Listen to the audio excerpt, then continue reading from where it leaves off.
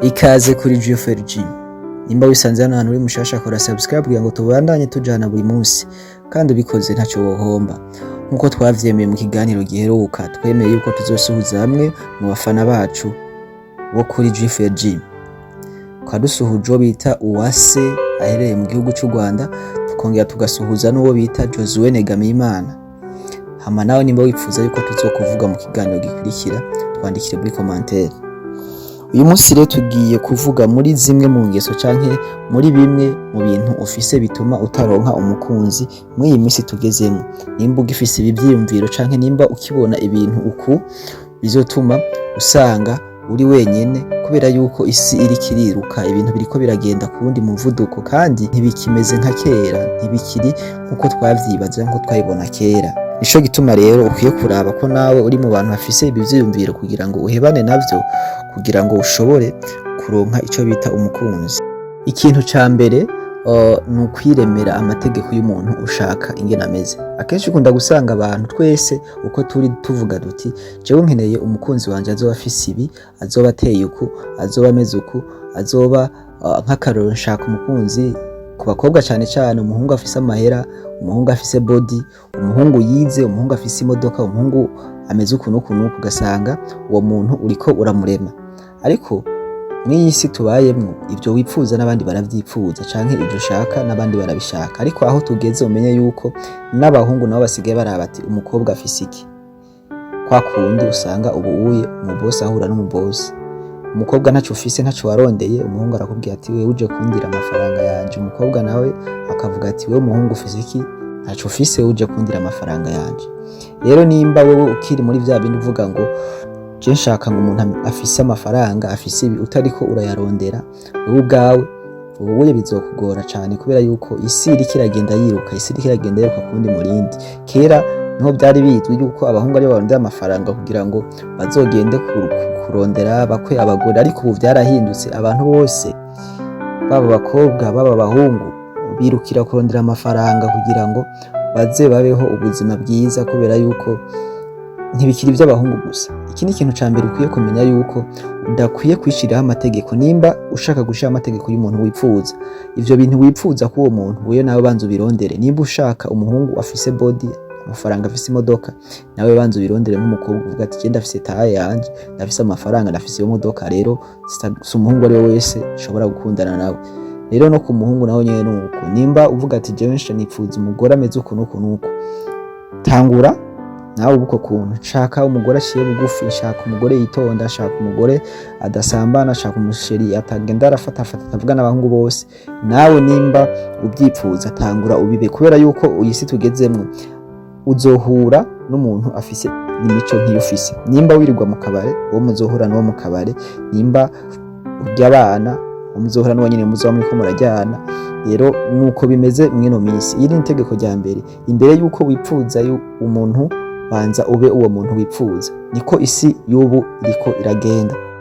Ikintu ca kabiri ngaha, ikintu ca kabiri kirakora ku bahungu cane. Abahungu b'uyu minsi usanga yaragiye atembera ahura n'abakobwa benshi, akavuga ati abakobwa wapi, akaca avuga ati jewe nihagera kurongora nzorondera umukunzi akiri vierge, akiri sugi, kugira ngo abe ariwe dukora mariage, kuko abo baramaze kononekara. Aha umenye yuko uri kurihenda cyane, kubera yuko isi tugezemo namwe murayizi, ibintu biba bigoye cyane. Nimba wewe warashoboye gusohoka ukagenda abo bakobwa ukabona katari amasugi, menya yuko n'uwo wundi mukobwa wipfuza kuzotwara nawe yarasohotse, arabona yuko abandi bahungu bose ari birara canke babikora cyane, arindi yundi muhungu atarabikora. Rero niko kundi muzoza guhura umenga umwe wese yararushe mu buryo bwiwe, hanyuma usange urabaye desi kandi wavuze ati jewe nshaka umukobwa akiri sugi. Menya yuko iyi minsi bigoye cyane, biragoye cyane. Ivyo bintu unabivuze ntibigifise agaciro. Kera niho za wumva bavuga ngo urya muntu bamutwaye yarakiri sugi canke yarakiri vierge, undi akavuga ati mbe naka ko yagize mariage mwasanze akwiye, mwasanze ari sugi. Ariko ubu ntibakibiraba kubera yuko barabiciye amazi cyane. Rero nimba wewe mu mutwe wawe ugifise ivyiyumviro vyo kuvuga ngo jewe nzotwara isugi, yego ni iciyumviro cyiza, mugabo urashobora gusanga uwo muntu wari wibwira yuko uzotwara ukamubura pipipi hanyuma ugasigara uri wenyene ugasanga imyaka iri kiragenda canke ibihe biriko birahinduka bikazoguhindukira ko usigara uvuga ati yo pfuma ndabikora kare abo bobo birenzeko ukavuga ati yo pfuma ntwara n'urya wewe byari kuba ibisanzwe. Rero n'iki kintu cyo kugishiraho iri tegeko gisa nkaho kiko kiratuma umuco kiko kiratituka kubera yuko isi iri kiragenda yiruka cane. Ikintu ca gatatu hariho ibintu bita ivyiyumviro. Hari abantu usanga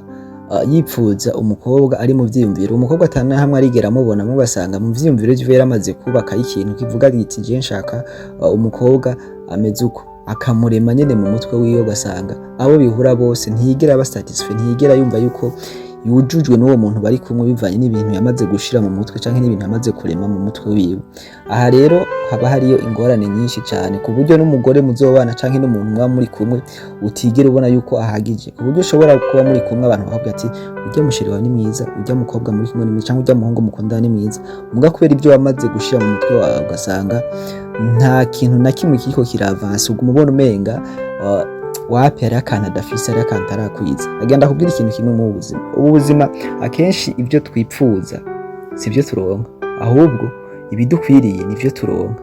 Kandi uzosanga akenshi umuntu yarirutse kuri byinshi akiruka kuri benshi, ariko ugasanga ahuye n'umuntu atari yibaza canke atari yiteze, ugasanga nibo barambanye nibo babanye kandi muri gahunda ziwe umuntu atararimo. Uzogende mubiza amatemonyage menshi y'ingo canke y'abantu bakundana ahubwo ati jewe umuhungu irya mbere umunsi duhura je sinamwiyumva mu canke uyu mukobwa nabona umenga ni ibintu biraho, ngo ko imisi yagiye irahaca basanze biyumvanye ngo. Rero nimba nawe ari ikintu wamaze kurema mu mutwe wawe canke mu bwonko bwawe kuvuga ati jewe nipfuza umukunzi ameze uko, menye yuko ushobora kuzokwisanga uri wenyene, kubera yuko iyi si turiko turagenda tujamwo iriko iragenda yiruka cane ku buryo ata mwanya wo kurindira uhari kugira ngo witekereze neza uvuga ati jewe bimeze gute kuko usamaye gato usanga ibintu vyahindutse.